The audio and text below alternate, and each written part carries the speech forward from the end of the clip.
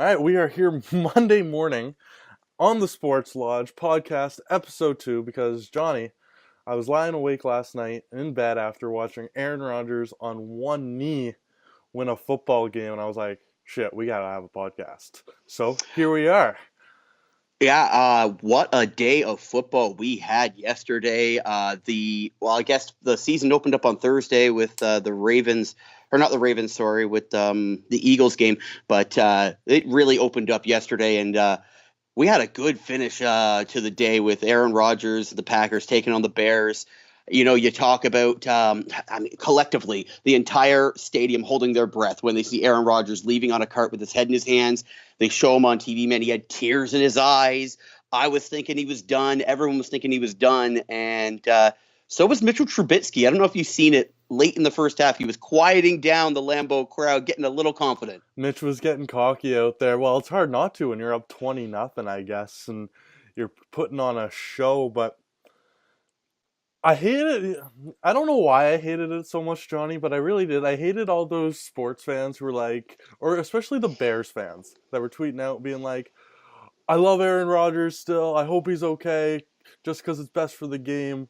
Blah, blah, blah. It's like, I miss fans that hated each other. I miss fans that were, I really wish the Chicago Bears fans were like, I hope Aaron Rodgers' knee falls off for the rest of his life and he can never walk again. That's how I want these fans to feel. I don't know if that's selfish or rude or if I'm just a terrible person, but that's honestly how I wish these fan bases would feel, and not, well, they're just so like defensive and they want Aaron Rodgers to come back. And I wanted to go through and retweet and find all these people who I like looked on during that first quarter, second quarter when Rodgers went down, and they were tweeting, I hope Rodgers is okay.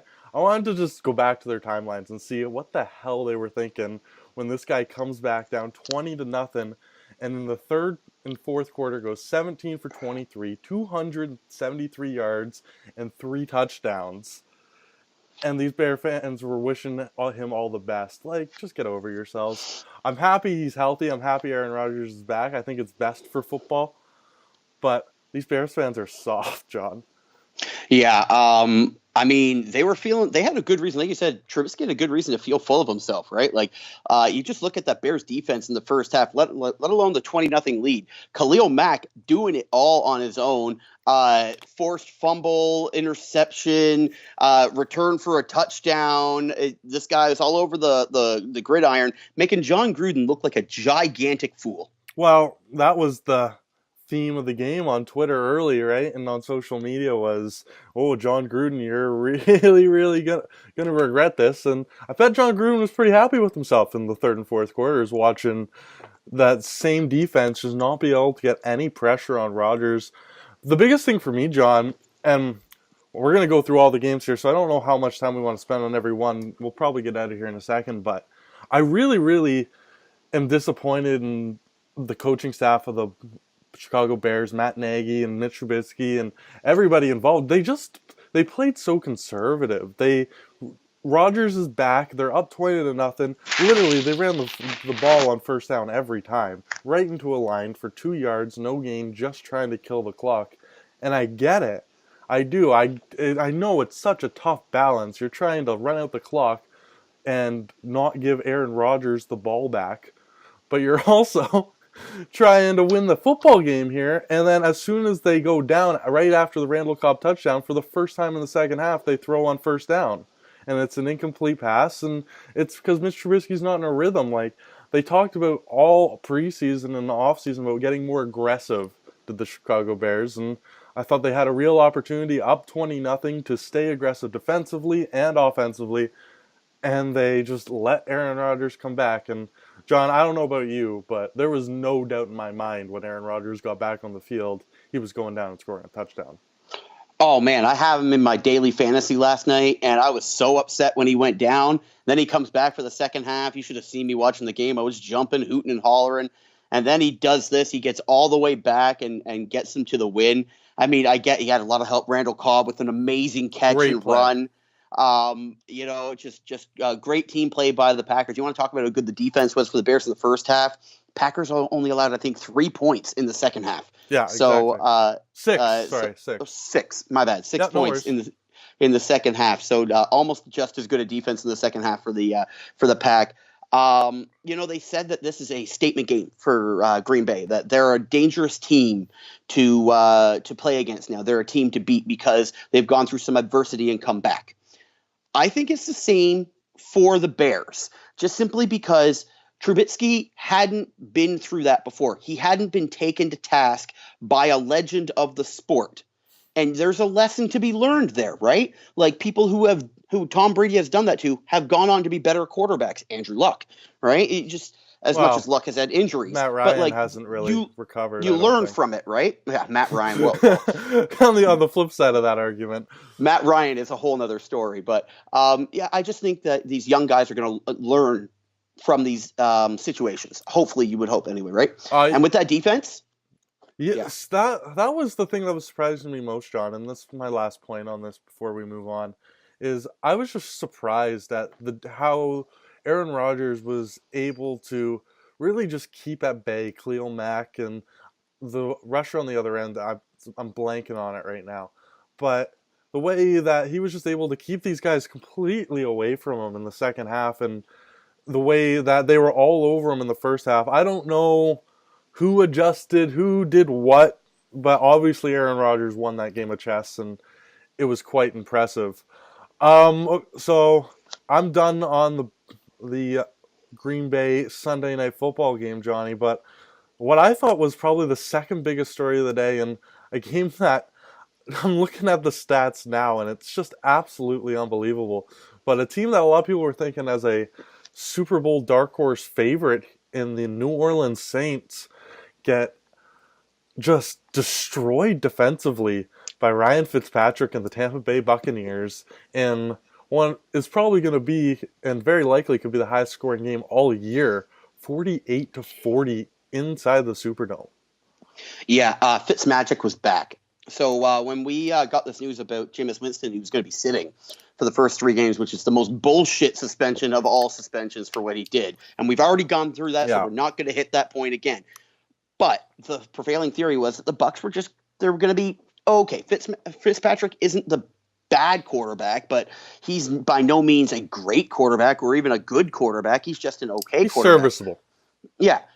So, we figured that, he couple touchdowns, a few hundred yards each game, or a couple hundred yards each game, but they would end up losing these games.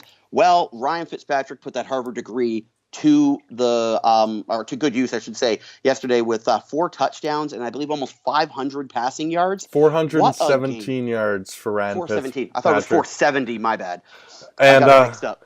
Mike Evans and Deshaun Jackson had themselves a day on Corey Lattimore and the secondary of the Saints. Evans went 7 receptions, 147 yards and a touchdown. Jackson, 5 receptions, 146 yards and 2 touchdowns. These guys are both averaging over 20 yards a catch yesterday. And in a secondary that was supposed to be improved and better in New Orleans, certainly didn't look that way. And Drew Brees did all he could to keep his team in this football game, Johnny. 37 attempts, 439 yards himself, 3 TDs. Alvin Kamara led the team in rushing and in second in receiving, had over 100 yards. I didn't watch this game. This was a 1 o'clock game that the Pats were playing, and I didn't have it on my TV. But I kept coming back to this thinking, what the hell is going on? And if Sean Payton can't get things figured out defensively, how much longer does he last in New Orleans, John? I know it's early in the year, and I know it's a bit of a hot take Monday, but you can't keep seeing scores like this against your defense. Sean Payton will retire in New Orleans. They love him that much there. And I'm not saying you're wrong.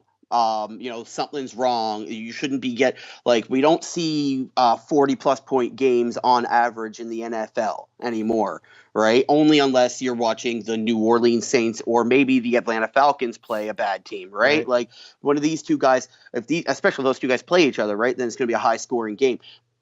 So something's going on there. There's something just not connecting, and maybe it's because they believe more in the offense than they do in the defense, but that makes no sense because I can't remember his name, but they have an outstanding defensive talent, rookie last year who I think it might have been Lattimore. I don't know for sure. The corner? I think so, yeah. Yeah, the corner's Lattimore. Yeah, he rookie last year, right? Hmm. And he stand out, and you can build around, not maybe not build around a corner, but you can make a better defense around this guy. So I just don't understand what's going there. And you could the easy answer is to say you got to get another DC in there, right? But how many coordinators do you go through before you change the head coach? And I don't know. You're going to have to surpass the greatness of Sean Payton. He's got legend status in New Orleans. So if you fire him, you're going to have a lot of vitriol from the fans. Yeah, I hear you. One last point on this game was when we talked about Rand Fitzpatrick and Jameis Winston, there was a lot of talk, and you talked about it earlier, that it was just, and that Rand Fitzpatrick is just a guy who's going to get through. But now that we've seen Rand Fitzpatrick play, and he's gone through the entire training camp and preseason as the guy, you're starting to hear rumors that at Tampa Bay that it might not be Jameis Winston's job when he comes back week 4. And it's certainly hard to argue when you got a guy playing that well. And I know it's week 1, and we see crazy things week 1 every year. And I don't know how much I'm really buying the Tampa Bay Buccaneers, especially with Ryan Fitzpatrick. But I think it's going to be a fun storyline to watch. Yeah. Just one quick Yep. point on that. Everywhere Fitzpatrick has gone, that narrative has followed him around, which is funny, right? Every place he's gone, it's like, oh, is this guy going to take the starting job? And it just never comes together for him. This guy's a career backup, and if he costs Jameis Winston his job, then that's really bad for Winston. Well, I think But Jameis Winston's cost himself his job at this well, point, yeah. right? If it happened, I think it would nobody to blame but Jameis Winston for being a moron. Last thing I need to say on the Saints, if they want to step up next week, they need more than 29 rushing yards out of Kamara. Yeah, well, they couldn't run the I mean, ball, he right? led the team. He got 2 touchdowns, but When you're behind like that, it's tough to run. But Yeah. I hear you, buddy. Okay, let's move on. So the biggest, well, breaking news, John Lodge: the Cleveland Browns will not go undefeated. Well, actually, they won't go 0-16 this year. They could still go and not win. They could still have a winless season. There it is.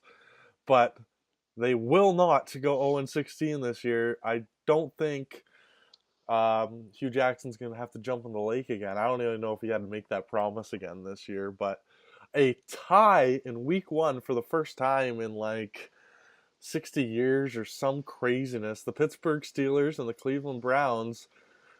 Cleveland coming back from 7 down. 14 down in the fourth quarter to tie this game, John. What the hell is going on in Pittsburgh? Well, let me tell you one thing, okay? Everybody in Cleveland was with bated breath right there.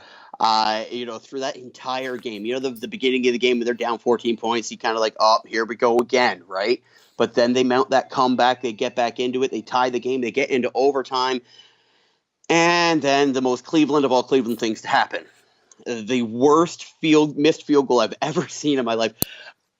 But it was predecessed by a tweet by LeBron James, a praying hand tweet by LeBron James before the field goal, and then after the field goal, I think it was like a shaking head, an angry face. I can't like it was a bunch of emojis. It was fantastic. I just loved watching LeBron James get so upset about that horrible missed field goal. I do have to give it to them. It was pouring rain there, so it's really hard to hit a field goal. But that was bad. Yeah, it was a piss poor day in Cleveland, and it really just affected the entire game. Big Ben went 23 for 41. He still had 335 yards and a touchdown, but not the same story for Tyrod Taylor. Now, I don't even like the fact that they won the game, and listen to this stat sheet from Tyrod Taylor: 15 for 40, 197 yards and a touchdown. Like, Baker Mayfield. Well, but no, John. You're not going to see them because they tied the game. And that's a win in Cleveland. Did you see those Browns fans after the game? Did you see the gif of that guy in the rain flipping off the Steelers, just having the time of his life? Now, I don't think it's as good of a time as it's going to be when those coolers open or those beer fridges, whatever they are in Cleveland, Johnny. But that was fun. Now, I will say, someone who I think is making himself money in Pittsburgh, the only guy who's really waking up today being like, you know what, I did my job, James Conner, stepping up and having himself a fantasy day.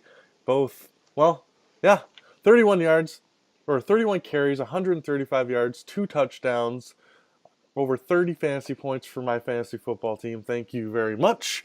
And well, I needed to pick him up. I had Le'Veon Bell sitting on my bench. I'm in the middle of this holdout dispute. So he has a great game, and obviously Le'Veon Bell is going to step back into this lineup whenever he comes back and be the number one running back, John.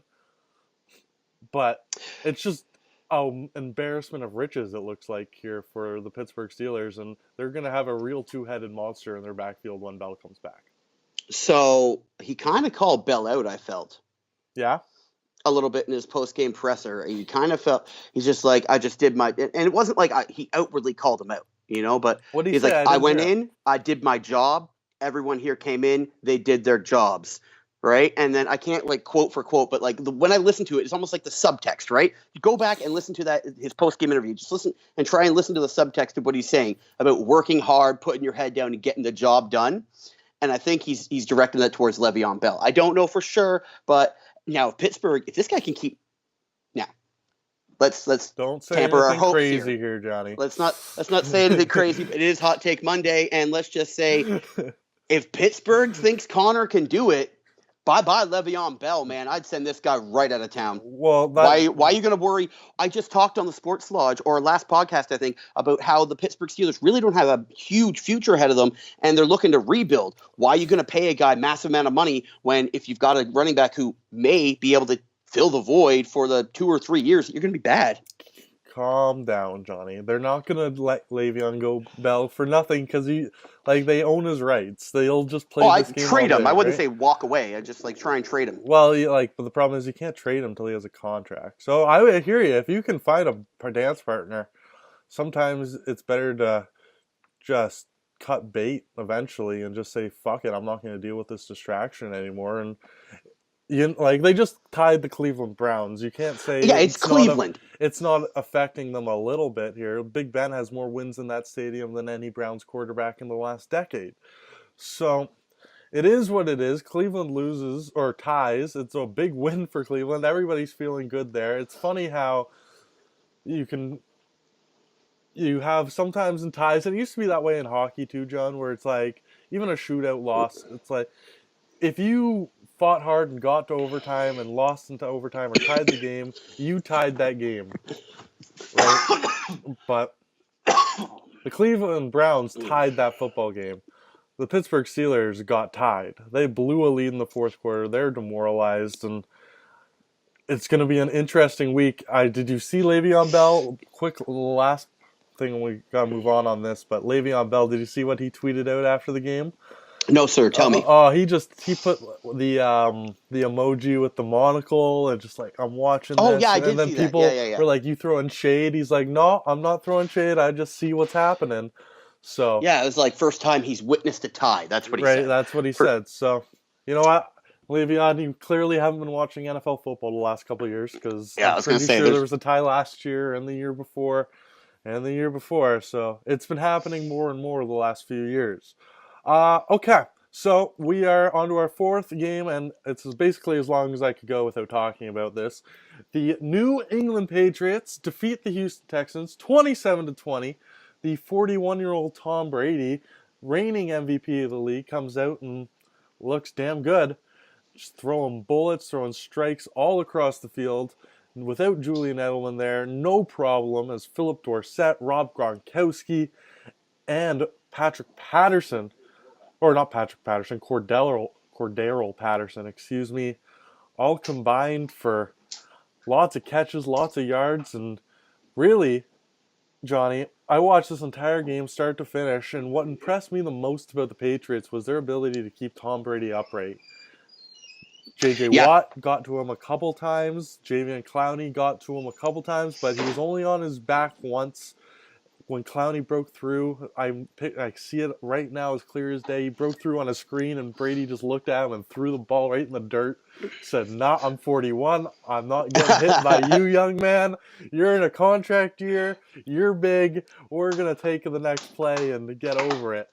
And it was just a beautiful display of the Patriots doing exactly what they want to do. They take advantage of a fumble by Deshaun Watson off the very first play. which is a tough look for Deshaun Watson and Lamar Miller not being able to get it together. And once you fall behind 7-0 to the Patriots in Foxborough, it's tough for anybody to come back, let alone a rookie quarter or a second-year quarterback coming off an ACL. Yeah.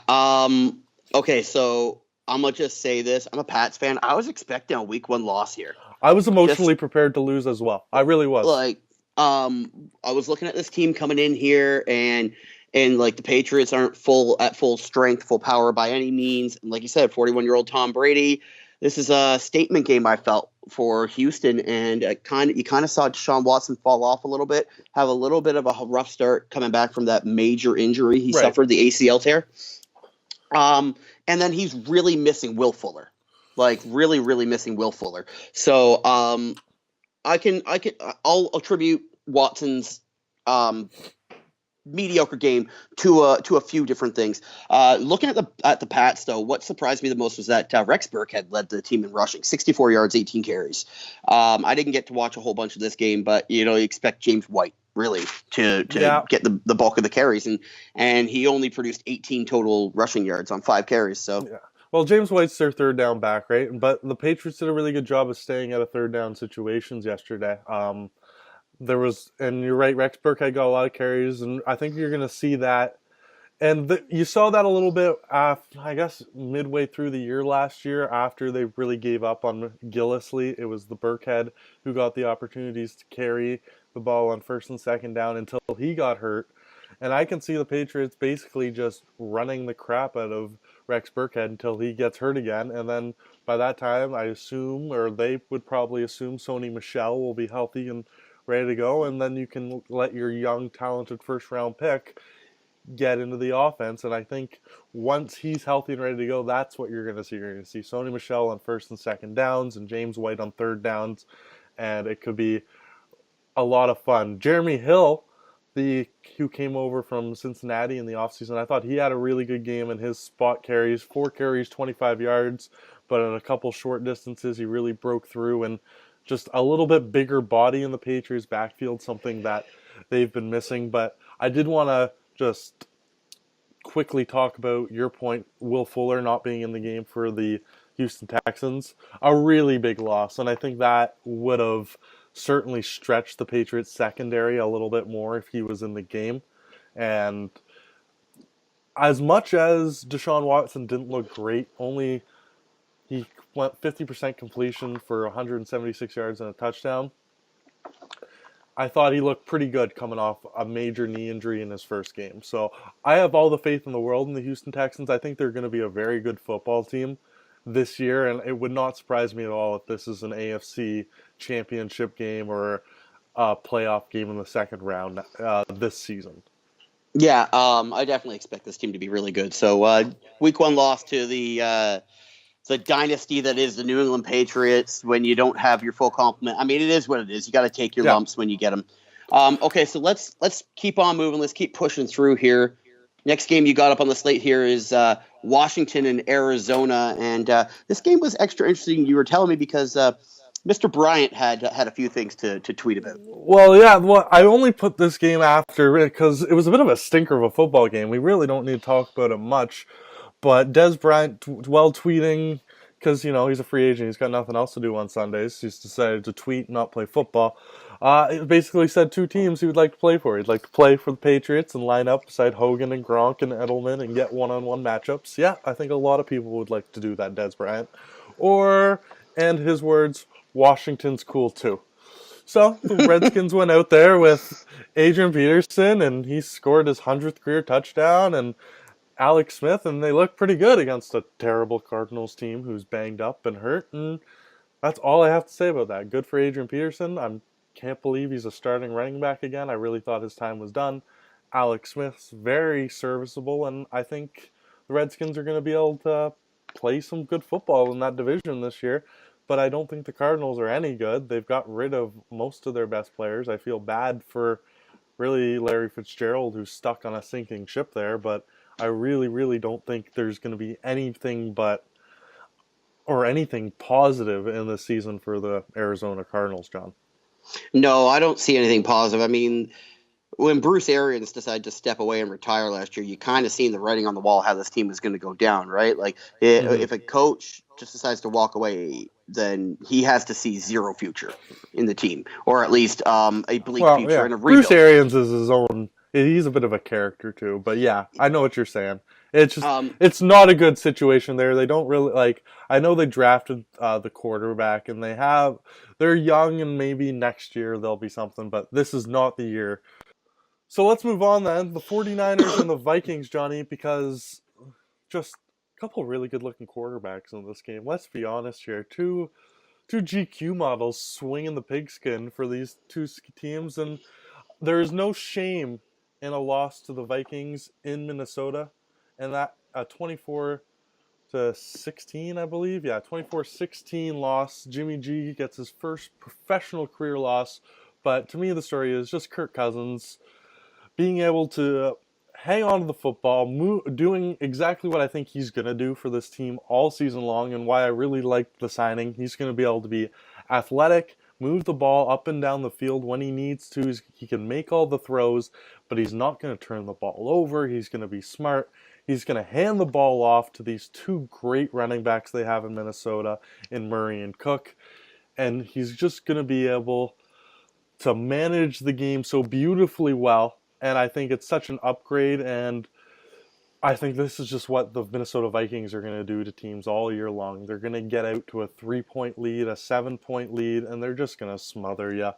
Jimmy G did all he could, but it's a tough game. And as much as the San Francisco 49ers were a bright spot to end the year last year, I don't have them making the playoffs this year. I don't think they have the talent, but I thought they put up a pretty good fight against this elite Minnesota Vikings team. yeah. Okay. So first thing I've got to say is that Kirk Cousins did fantastic in his debut as a Minnesota Viking, You like and that? there's nothing really bad you could say about what Kirk Cousins did. Cook with a fumble, but I gotta jump right on the 49ers here. You said Jimmy G did all he could, but I'm looking at the stats here. I didn't watch this game, but 15 for 33, 261 with 3 INTs, and also 2 fumbles. Not for Jimmy G, but like with the 49ers. With the team, yeah.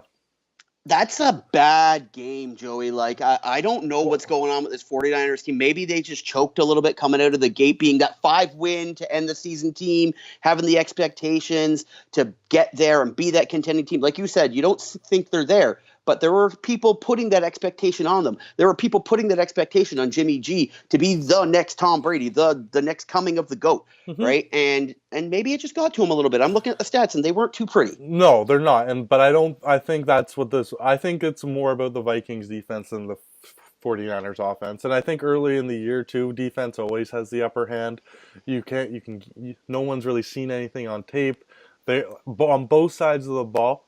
But with this Vikings defense, Sean, they're just so damn good. They're just so talented up and down the board. And besides Jimmy G, I really don't like any of the talent on the 49ers offense. So, I like as much as I know I get what you're saying. The stats aren't pretty, but sometimes you just got to tip your hat to a real good defense, and I think that's probably what the New York Giants are doing today too, because it wasn't pretty. Another game that wasn't pretty. It wasn't sexy, but the Jacksonville Jaguars go into MetLife and they win a 20-15 game. And look, sometimes it's not going to be pretty with Blake Bortles as your quarterback. Sometimes it's not going to be sexy, and they lose Leonard Fournette, and everybody holds their breath. But somehow, the Giants find a way to, just can't get the sticks moving.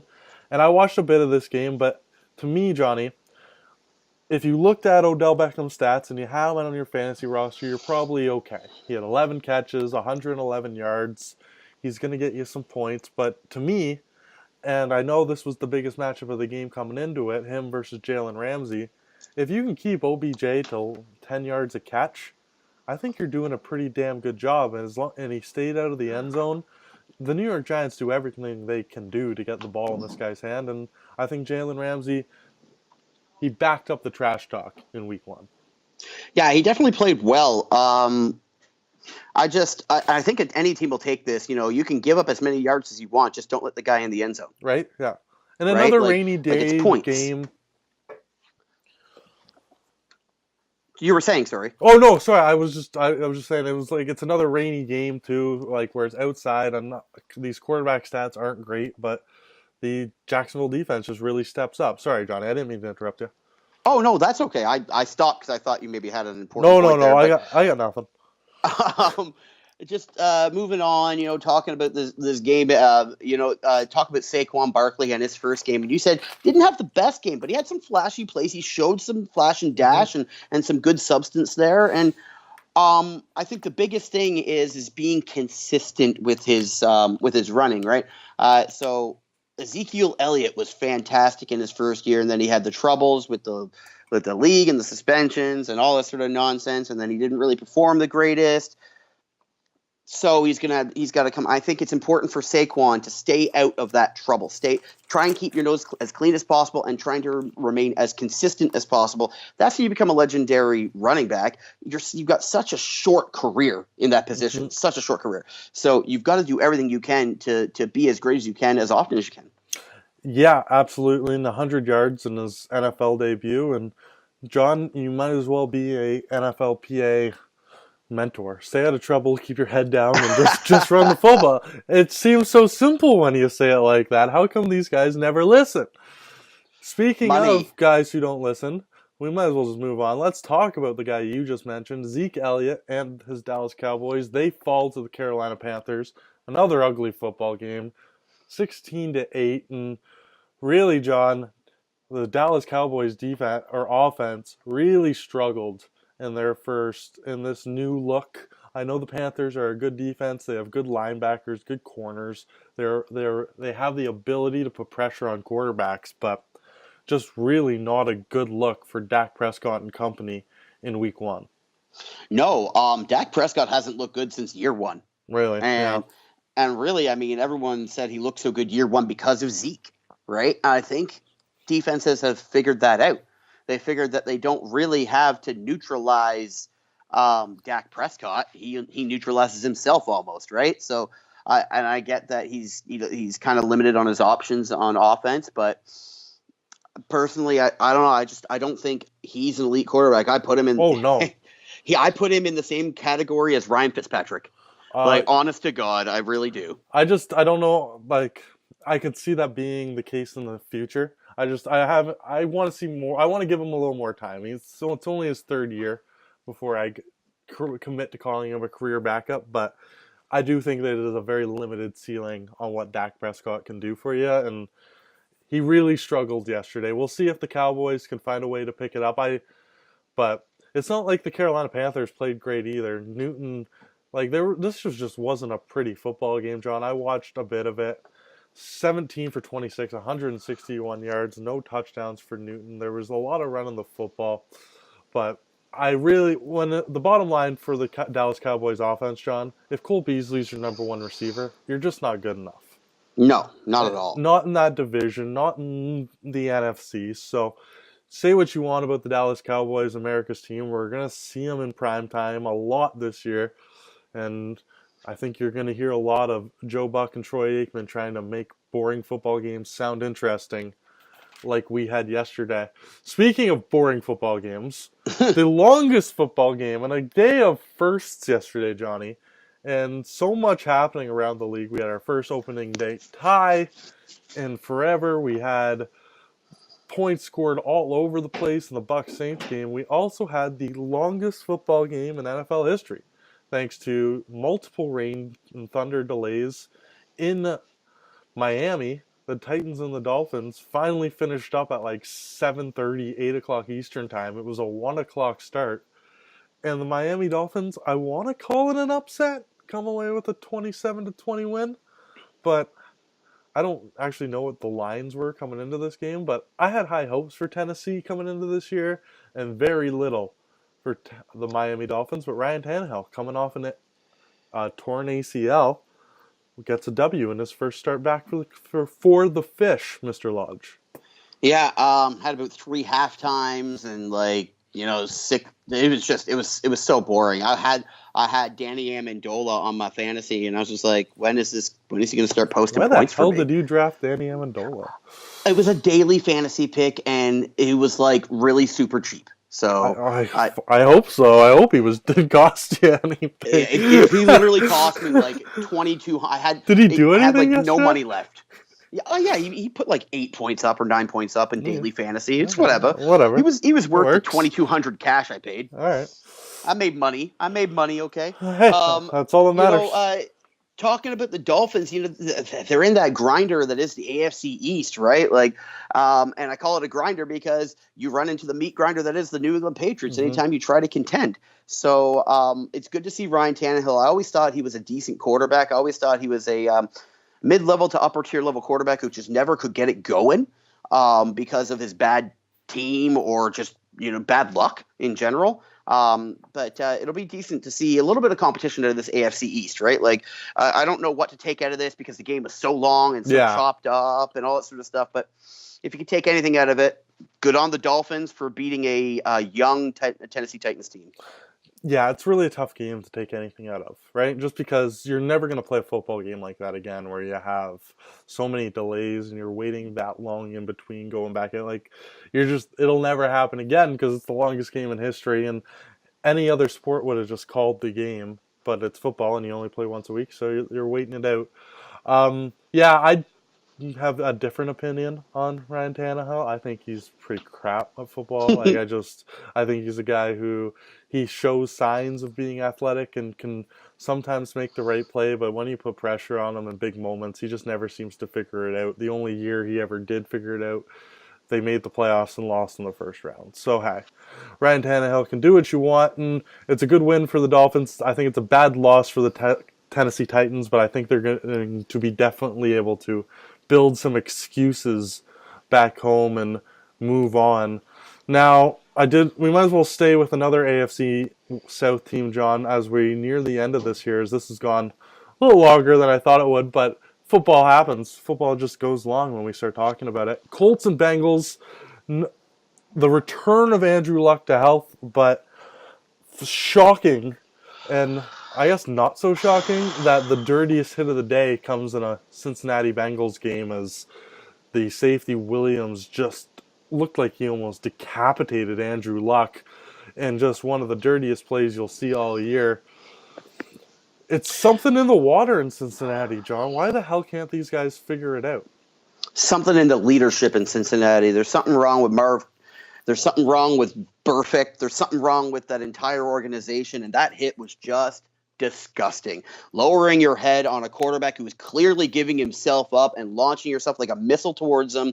He is lucky Andrew Luck got up.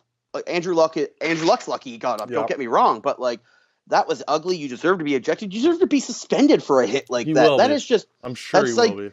complete disregard for another human's well-being. I understand you're playing a violent game, but the rule was put in for a reason. So why are you going to do this? You're going to do this to try and prove a point, to try and say, okay, now we know what's wrong and now we know what's right. No, you always knew that targeting somebody's head with your head was wrong, and you went into it knowing it was wrong. You did it anyway. Piece of trash player. Or at least a piece of trash move anyway, and just throw the book at this guy. We don't need this in the sport. Well, and the problem is this isn't a hit that or a new rule that just got them put in this year. This isn't leading with your helmet and like what you did.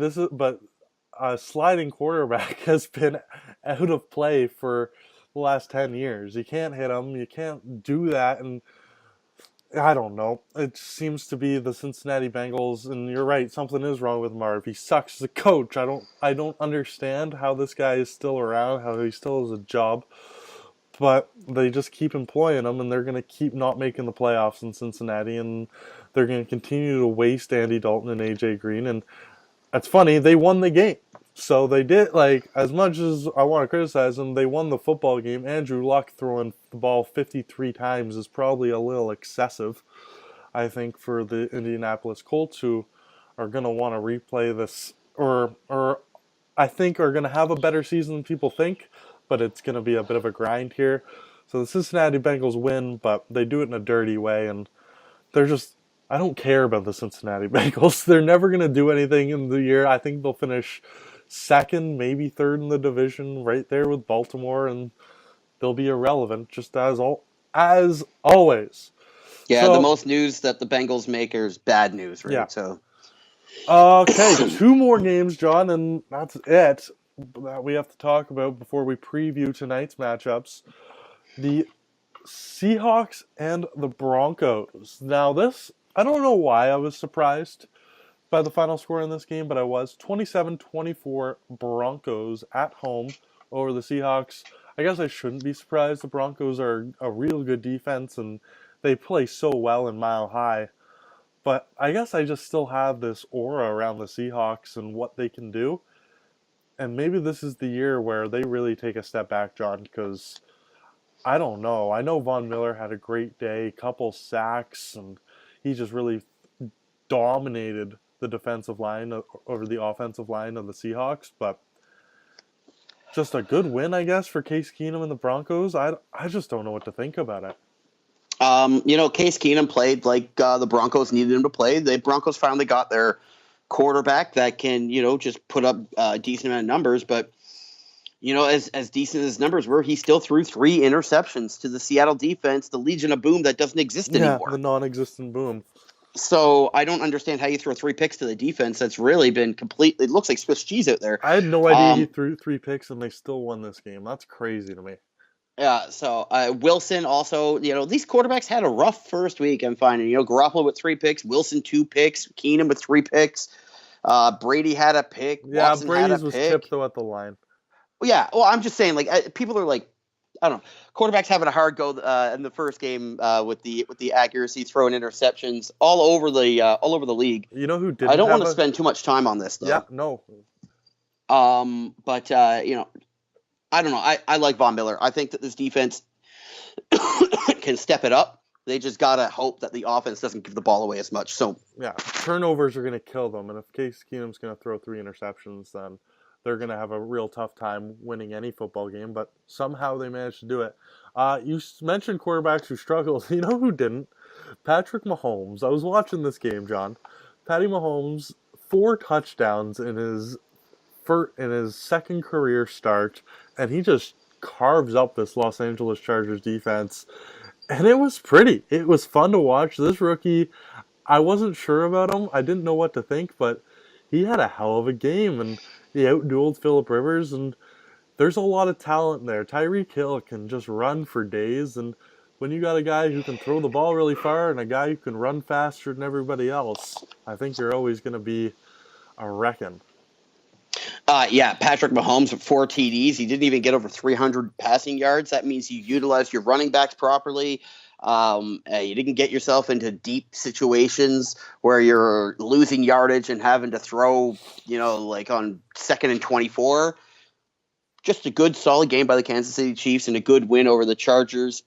Old Phillip Rivers doing everything he can to try and keep him in it for over 400 yards, 3 touchdowns, but just couldn't do it, and just that seems to be the story for the Chargers every single year. Yeah, basically they'll probably and people were liking the Chargers too coming into the year, and those are going to be. It's a good division rivalry here, and we're going to see where it goes. I don't know. I don't expect either team to make a lot of noise this year, but it was a good game and it was a lot of fun, and I think Patrick Mahomes is going to be all right. But John, you know who's not all right? You know who's not good at football? I don't need to watch the tape. I don't need to wait to make my decision. Nate Peterman cannot be an NFL quarterback any longer. This guy goes out there, throws 4 interceptions yesterday, and the Buffalo Bills get blown the fuck out 40-0? Or was it 40-3 to end things Something off? to 3. Something to 3. It was 40-0 by the time they took out Nate Peterman, and I watched a little bit of this game. I flipped to it. It was just god-awful. Once again, this northeast rain that was everywhere in the northeast in New York and Buffalo, and it really affected, even in Miami.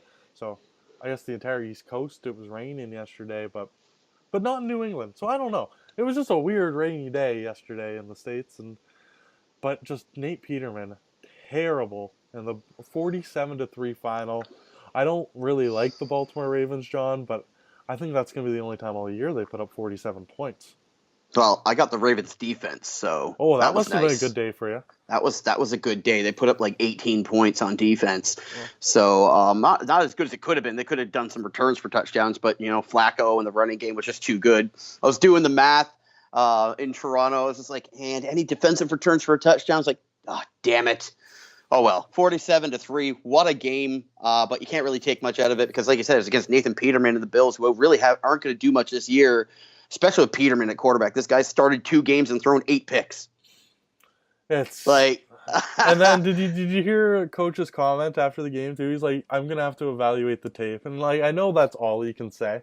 Like he's not gonna say, "Boo!" He's not gonna throw his quarterback under the bus, but it's a tough situation because they don't want that rookie to play right away. They don't want Josh Rosen or Josh Allen. Allen. Allen. They don't want Allen to get forced into anything, but they bring him in down 40-0 yesterday. So I just don't know what you do. It's a tough situation in Buffalo, Bring him but in and hand the ball off to McCoy I 40 guess times so. a game. But Like, really? it is what it It's better than is. having Peterman throw It's picks. just terrible. So I wanted to end on a bit of a laugh because the Bills are just bad. So tonight, Johnny, before we get out of here, we might as well preview tonight's games. We have 2 because it's opening Monday night and there's always 2 games. First, you got Jets Lions and a game that nobody needs to have on prime time. Nobody needs to see this game. Nobody But cares. here we are. We're going to watch it. Who you got? I got the Lions in this one, man. Matt Stafford just throws way too far, way too often. If the Detroit defense can keep a rookie quarterback at bay, I don't see the Jets coming out in this one with more than 14 points. I got 21-14, and if it's more than if not 21-14, it's a blowout for the Lions. Yeah, that would be a real bad start for Matt Patricia's tenure in Detroit to lose to a rookie quarterback at home. So cheering for Matty P here. I think it'll be let's say 28-10 for the Lions and Matt Stafford. Late night game, a game that should be better. A guy who was getting talked about lots last night. A guy who used to call the games on Monday nights. So he should be nice and jacked up for game time. Jon Gruden and the Raiders taking on the Rams. A battle of LA versus Las Vegas in the near future, but right now they stay in Oakland without Khalil Mack. And the Rams and their new high-powered offense go into the black hole. Johnny, do you think the Rams and Sean McVay take this one, or will Jon Gruden shock the world and tell everybody to shove it after his first start as a coach? Well, I'm sure the offensive side of the Oakland ball will be okay, and I'm sure Derek Carr will get a couple touchdowns, but Jared Goff and Todd Gurley are going to chew this Oakland defense to pieces. I have Goff and Gurley starting in my keeper fantasy, and I could not wait. I put Cam Newton on my bench because I drafted Cam, I drafted Goff, and I was like, oh, Goff's going off against Oakland week 1? All right, you starting. So, yeah, I fully expect 300-plus yards from Goff, 3+ touchdowns. If not 3+ touchdowns, it'll because Gurley got them all. But big game for the Rams here. They're going to dominate Oakland. This is going to be a stinker. This is a squash match. If you want to score, You don't have to give me one if you don't want, but I can't even say 21-3. I don't know if they'll even score. No way. I hope that you just said you thought the Raiders' offense was going to be fine, and now you think they're only going to get... I'm rethinking it though because LA's got Darnold, right? They got a good defense as well, and so if they could step up, I know I'm kind of talking to my ass there. It's just like I just don't see how they can be successful as a team. I don't know. Surprise me, Oakland, please, because I would much rather see a competent game than a blowout. Well, I'm much more confident in Jordy Nelson and Derek Carr coming together, and I think alongside the Cooper, with that run game, I know I don't love Marshawn Lynch, but he's going to be able to get some yards, and they're going to figure it out. I don't think the Rams defense, as good as they are, I know Talib and Peterson on your corners is just monstrous. So it should be a tough game. I do expect the Rams to win. I, like you, have Jared Goff on my starting fantasy tonight. I picked him up off. I picked him up this week. I didn't draft him. I drafted Jimmy G, but then I was looking at the matchups and I went Goff over Jimmy G this week. So it is what it is. I also have Jordy Nelson on my fantasy team, and so and who else do I have? I have somebody else playing tonight, but I put up like 150 points yesterday. I dominated my fantasy. Yeah, I'm kicking ass. Woo! It was a good day for Team Jim Bob Cooter. Uh, That is the best name, by the way, Team Jim in Bob all of Cooter. football. Oh, I know. I Yeah. love it. That's When why I found we out that are. was a real name, I was like, "That what? Like that's that dude's name? Yeah, Like we're gonna see him it's almost tonight. as good as haha Clinton Dix." He's the OC for the Lions, so hopefully Jim Bob can figure it out with Matty Stafford, and as long as my fantasy team wins, I'm a happy camper. All right, John, this went 52 minutes. I have no idea how it happened, but what a I'm sure hell! you'll have plenty to cut out. No way! What a great fucking first week of football. I love the NFL. I'm glad it's back. I can't wait to do this 16 more times. We don't have a radio show this week, so me and you will definitely do a podcast later in the week. Lots to talk about. There's so much to talk about from this weekend. We could do a 4-hour podcast today, I feel like. But I know you got to go. So follow me on Yeah. Twitter at JoeyChapman54. Follow John at JustJohn619. You guys both on Facebook. Yada, yada, yada. It'll be in the comments below. John, you got anything you want to say? Share, like, follow, subscribe, all that loveliness. All that. And comment, guys. Something you want us to talk about, a team or whatever. Let us know. We'll get it in the show. We'll certainly try. All right. We will see you guys soon.